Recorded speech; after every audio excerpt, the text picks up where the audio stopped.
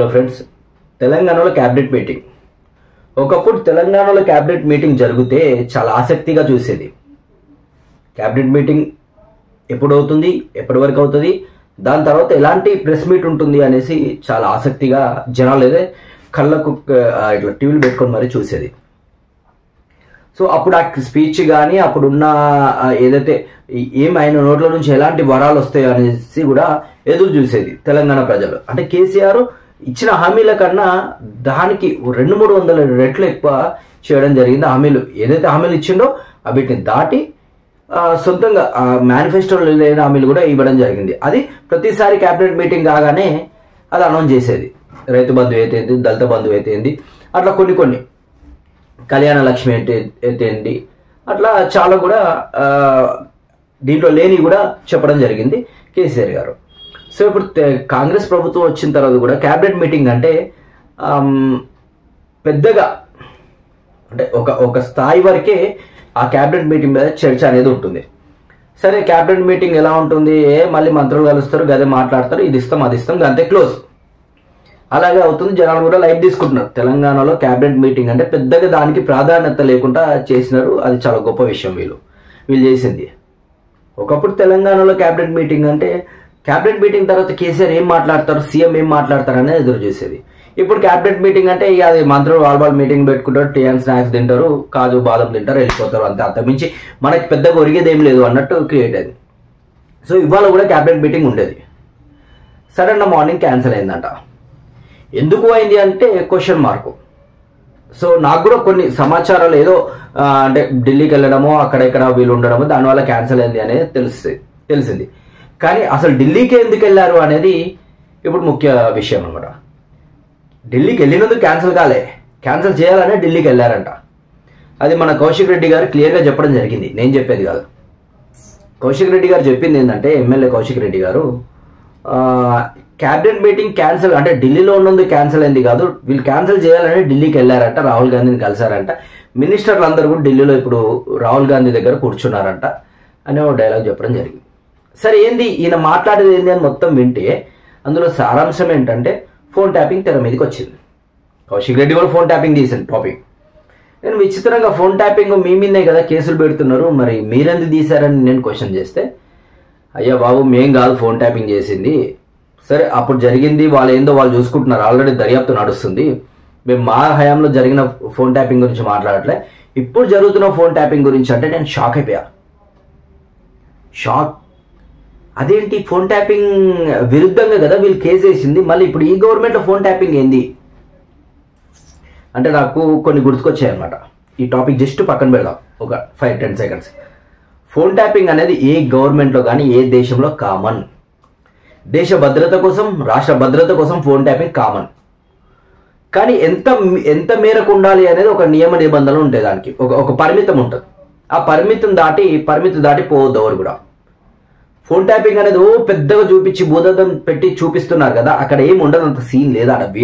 వీళ్ళు క్రియేట్ చేసే, ఎందుకంటే అబద్ధాల మీదనే గవర్నమెంట్ రావడం జరిగింది. సో ఆ అబద్ధాన్ని కంటిన్యూ చేస్తున్నారు.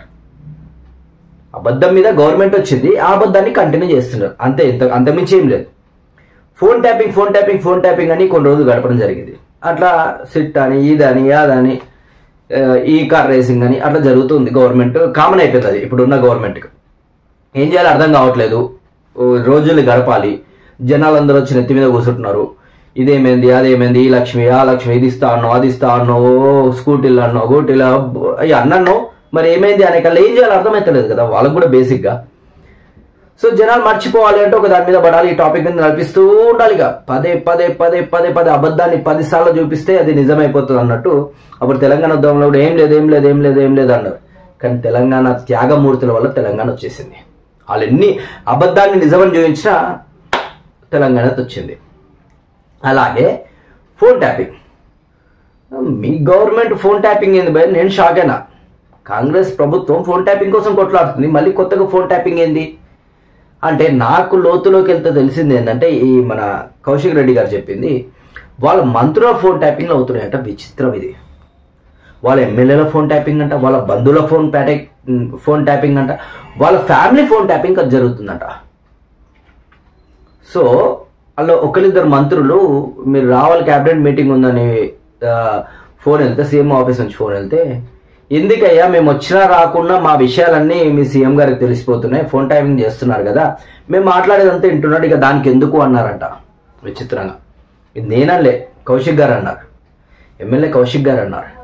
ఆయనకు ఆల్రెడీ నైటే చెప్పారంట కొంతమంది, అదేంది క్యాబినెట్ మీటింగ్ క్యాన్సిల్ అవుతుందంట, నిజమేనంట, మీరు అసలు ఢిల్లీకి వెళ్ళడం వల్ల క్యాన్సిల్ అయిందంటే, కాదు కాదు కాదు క్యాన్సిల్ చేయడానికే మేము ఢిల్లీకి వచ్చామని చెప్పారంట ఫోన్ ట్యాపింగ్ విషయంలో. అంటే అక్కడ జరుగుతుంది ఏంటంటే, ఫోన్ ట్యాపింగ్ చేయడంలో తప్పులేదు, 100% తప్పులేదు. దేశ భద్రత, రాష్ట్ర భద్రత కోసం ఎవరైనా చేస్తారు. అది ఎంతవరకు చేయాలి అనేది మాత్రమే కండిషన్ అనమాట. సో విచిత్రంగా మంత్రుల ఫోన్ ట్యాపింగ్ కూడా అవుతాయి. ఇది కాంగ్రెస్లో కొత్త ఏం కాదు. గతంలో కిరణ్ కుమార్ రెడ్డి హయాంలో కూడా ఫోన్ ట్యాపింగ్ జరిగింది. అప్పుడు ఇదే మంత్రులు, ఇప్పుడున్న కొంత మంత్రులు, అప్పుడున్న కొంతమంది మంత్రులు, అప్పుడు కూడా మంత్రులు ఉన్నారు, ఇదే మంత్రులు. ఇప్పుడు ఈ క్యాబినెట్లో ఉన్న మంత్రులు కూడా అప్పుడు ఒకరిద్దరు ఉన్నారు. సో వాళ్ళు కూడా మొత్తుకున్నారు, మా ఫోన్ ట్యాపింగ్ అవుతుంది, మా ఫోన్ ట్యాపింగ్ అవుతుంది, తెలంగాణ వాళ్ళని మా ఫోన్ ట్యాపింగ్ చేస్తున్నారు కిరణ్ కుమార్ రెడ్డి అని వాళ్ళు కంప్లైంట్ ఇవ్వడం జరిగింది కూడా ఫోన్ ట్యాపింగ్ మీద హైకమాండ్కి. సో కాంగ్రెస్కి కొత్త ఏం కాదు ఫోన్ ట్యాపింగ్ అనేది, కామన్. అది అసలు ఎంత కామన్ అంటే అంత కామన్ వాళ్ళకు ఫోన్ ట్యాపింగ్ విషయంలో. గతంలో కిరణ్ కుమార్ రెడ్డి హయాంలో కూడా ఫోన్ ట్యాపింగ్ జరిగింది. సేమ్ ఇప్పుడు కూడా మళ్ళీ రేవంత్ రెడ్డి సీఎం ఉన్నప్పుడు కూడా ఫోన్ ట్యాపింగ్ జరుగుతుంది అంటే ప్రతిపక్షాలు గగ్గోలు పెట్టడంలో పెద్ద విషయం కాదు. ఇక్కడ విషయం ఎక్కడ వచ్చింది, స్వయాన క్యాబినెట్ మంత్రులు, తెలంగాణలో ఉన్న, రాష్ట్రంలో ఉన్న ఏదైతే మంత్రులు లీడర్లు ఉన్నారో అదే పార్టీకి సంబంధించిన మంత్రులు, అంటే మంత్రులు అంటే అదే పార్టీ అనుకో, సో అదే పార్టీలో ఉన్న ఎమ్మెల్యేలు వాళ్ళే గగ్గోలు పెడుతున్నారంట, మా ఫోన్ ట్యాపింగ్ చేస్తున్నారు, మా ఫ్యామిలీ వ్యక్తుల ఫోన్ ట్యాపింగ్ చేస్తున్నారు, ఈ గవర్నమెంట్ మాకు ప్రైవసీ లేకుండా పోతుంది అని చాలామంది అనడం జరిగిందంట. అది కాకుండా విచిత్రం, క్యాబినెట్కి రమ్మంటే కూడా ఎవరు మీటింగ్కి రాలేదు, డుమాగొట్ట అందరు పోయి ఢిల్లీకి పోయారు. సరే పోనీ ఢిల్లీకి ఫోన్ ట్యాపింగే కాదు ఇంకో రకం పోయారు, ఏముందని పోయారు ఢిల్లీకి అంటే నేను చెప్పేది ఏంటంటే, మన రాష్ట్రాన్ని ఎదుర్కొన్నటోడు మన గల్లీలోనే ఉండాలి, ఢిల్లీలో కాదు. ఇప్పటికీ 48సారి 49సారి పోవడం జరిగింది. ఎన్ని లక్షలు ఖర్చు అయి ఉంటుంది చెప్పండి. అంటే ఇన్ని కోట్లు ఖర్చు పెట్టి అంటే నెలలో ఎన్నిసార్లు పోయిండు అర్థం చేసుకోండి మీరు. 1.5 yearలో 48 సార్లు పోయిండు అంటే 48, 49 సార్లు అంటే హాఫ్ సెంచరీ అనుకోండి, దగ్గర 50 సార్లు పోయిండంటే ఉన్నాయి. అదో 12, ఇదో 6, మొత్తం 18 నెలలు. 18 నెలల్లో 50 సార్లు పోయిందంటే నెలకు ఎన్నిసార్లు పోయిండో మీరే లెక్క పెట్టుకోండి. ఇక నేను చెప్పను, మీరే లెక్క పెట్టుకోండి. అంటే మేడం నాకు ఆయిలింపులు వస్తుంది, మేడం కడిగి తీయాలి, తుమ్ము వస్తుంది, మేడం కడిగి తుమ్మాలి, ఇంకోటి వస్తుంది గబ్బు, మేడం కడిగే చేయాలి. ఏదైనా సరే పోవాలి ఢిల్లీకి, మాట్లాడాలి, రావాలి, ఇక్కడ ఇంప్లిమెంట్ చేయాలి. సొంత ఎజెండా ఉండదు అసలు. లోకల్ వాళ్ళు ఏమంటున్నారు వాళ్ళ ఇష్టం అనేది ఉండదు. ఏం చేయాలి, నీ ప్రజలకు ఎవరికి ఏ ప్రజలకు ఎంత ఇవ్వాలి అనేది కూడా ఆయన ఇష్టం ఉండదు. అరే మనం ఈ ఏరియా కొద్దిగా వెనుకబడి ఉంది, ఈ ఏరియా కొద్దిగా నిధులు ఎక్కువ ఇద్దామంటే no no no no no నాకు అక్కడ పరిచయాలు ఉన్నాయి, ఆ డిస్ట్రిక్ట్కే మీరు ఇవ్వాలి డబ్బులు అని హైకమాండ్ पूरा ऊपर से बोलता, मैडम फोन करता, इनको बोलता, इन्हों इंप्लीमेंट करता, अन्नी करताले अन्नी. అంటే రాష్ట్రాన్ని పాలించేటోడు రాష్ట్రంలో ఉంటే అభివృద్ధి చెందుతుంది, ఇంకా అభివృద్ధి చెందుతుంది. కానీ రాష్ట్రాన్ని పాలించేటోడు ఢిల్లీ చేతిలో ఉంటే ఢిల్లీలో ఉన్నోడు ఎట్లా ఆడిస్తే అట్లా ఆడాల్సింది, తప్పదు. లేదంటే పదవి పోతుంది, ఉన్న పదవి పోతుంది. సో జనాల గురించి నాకెందుకు, వాడు ఎటన్నా పోండి, నాకు అవసరం లేదు, నేను బతకాలి, నేను ఉండాలి. సో ఇట్లా జరుగుతుంది కాంగ్రెస్ పార్టీలో. బేసిక్గా ఆనాతిగా ప్రతిసారి ఇదే అనుకో, పెద్ద విషయం ఏం కాదు. ఎందుకంటే వాళ్ళ బాస్ అనేది ఢిల్లీలో ఉంటాడు, ఢిల్లీలో వాళ్ళు ఏం చెప్తారు చేయాలి. సో ఇప్పుడు సొంత పరిచయం, ఇప్పుడు మంత్రి ఉంటాడు, సొంత పరిచయం ఉంటే ఆయన అనౌన్స్ చేస్తాడు, నేను ఈ పథకాన్ని ఇచ్చేస్తా. సీఎంతో మాట్లాడాడు, క్యాబినెట్తో మాట్లాడాడు, ఆ సంబంధించిన శాఖ మంత్రితో మాట్లాడారు. ఎవరికి వాళ్ళే గొప్ప, ఇందులో ఎవరికి వాళ్ళే ఇంకా మేమే తోపు, మాకు ఎవరితో సంబంధం లేదు.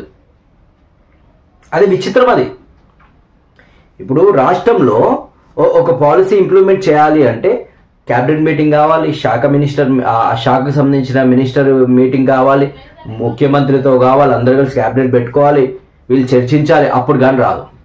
దీనికి ఉదాహరణ ఏంది, రాజీవ్ యువ వికాస్. ఇది ఎగ్జాంపుల్. రాజీవ్ యువ వికాస్ మన బట్టి విక్రమార్క గారు అనౌన్స్ చేయడం జరిగింది. దానివల్ల డబ్బులు తీసుకున్నారు 100-200 మీ సేవలో. చూసే మొత్తానికి కొలాప్స్ అయిపోయింది. ఆ పథకాన్ని తొక్కేశారు. ఎవరు తొక్కారు?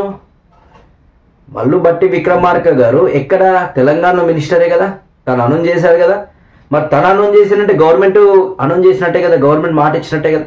మరి ఈ మాటని తొక్కింది ఎవరు? ఈయనకన్నా పెద్ద తలక ఎవరు? మీకు తెలుసు కదా, సీఎం గారు. మరి సీఎం గారు తొక్కారా? రాజీవ్ యువ వికాస్ అనేది ఎందుకు క్లోజ్ అయింది? సో ఎందుకు క్లోజ్ అయింది, ఎట్లా క్లోజ్ అయింది అనేది కూడా అంత తర్వాత ఒక వీడియోలో చెప్పుకుందాం, మంచి వివరిస్తా ఏమైంది అనేది. కానీ ఇప్పుడు క్యాబినెట్ మీటింగ్ పెట్టుకున్నాక కూడా క్యాన్సిల్ చేసి ఢిల్లీలో కూర్చున్నారంటే వాళ్ళ బాధ చూడాలి. మినిస్టర్లు ఆల్రెడీ కౌశిక్ గారితో చెప్పుకోవడం జరిగిందంట, ఎమ్మెల్యే కౌశిక్ గారితో. లేదు భయ్, మొత్తం మా ఫోన్లు ట్యాపింగ్ చేస్తున్నారు, మేము ఏం మాట్లాడినా వింటున్నారు, మా ఎంబడినా మా ఫోన్లు వస్తున్నాయి, సేమ్ ఆఫీస్ నుంచి మీరు ఇట్లా అన్నారంటే అట్లా అన్నారంటే మాకు ప్రైవసీ లేకుండా పోతుంది భయ్ అని ఎమ్మెల్యే గారితో చెప్పడం జరిగిందంట. మరి నిజమా కాదా అనేది తెలిసి చెప్పాల్సింది ఎవరు? గవర్నమెంట్. ఈ గవర్నమెంట్ వాళ్ళ చేతిలో ఉంది అంటే అన్ని వాళ్ళ చేతిలో ఉన్నట్టే. రాజు తలుచుకుంటే అదేదో కర్వా అన్నట్టు సీఎం తలుచుకుంటే ఎంతసేపు రాష్ట్రంలో ఏదైనా జరుగుతుంది. రాత్రి రోడ్లు పడతాయి, రాత్రి బ్రిడ్జ్లు అవుతాయి, రాత్రి బిల్డింగ్లు వేస్తాయి, ఏదైనా జరుగుతాయి సీఎం అనుకుంటే. రాష్ట్రానికి సీఎం అంటే ప్రథమ పౌరుడు, గొప్పవాడు, పెద్దవాడు. సో రాష్ట్రానికి ఒక అన్న లాంటోడు, తండ్రి లాంటోడు. మరి గతంలో ఫోన్ ట్యాపింగ్ కేటీఆర్ మీదకి వస్తే క్లారిటీ ఇవ్వడం జరిగింది సిట్ కూడా, ఇంకా మాకు అన్ని ఆధారాలు దొరకలేదు ఇప్పుడే అని చెప్పి. కాకముందే ఈ హీరోయిన్తో ఆ హీరోయిన్తో అంట, ఆ హీరోయిన్ రాత్రి తెలంగాణ పలానా రూమ్ నెంబర్ రా, ఈడ పడుకో ఆడ పడుకో, అది ఇది బ్లాక్మెయిల్ చేయడము, కొన్ని కాపురాలను ముంచే పరిస్థితి తీసుకొచ్చారు కదా, అబద్ధాలు చెప్పి, నిజాలు కాదు అబద్ధాలు చెప్పి. సో అట్లా విడదీస్తే మరి వీళ్ళకి ఏమొస్తుందో తెలియదు. వచ్చింది అధికారం వచ్చింది, సీట్ మీద కూర్చున్నారు, అధికారం వచ్చింది ఇప్పుడు వాళ్ళకు. అట్లా చేసినందుకు అధికారం వచ్చింది తెలంగాణలో, నమ్మారు జనాలు.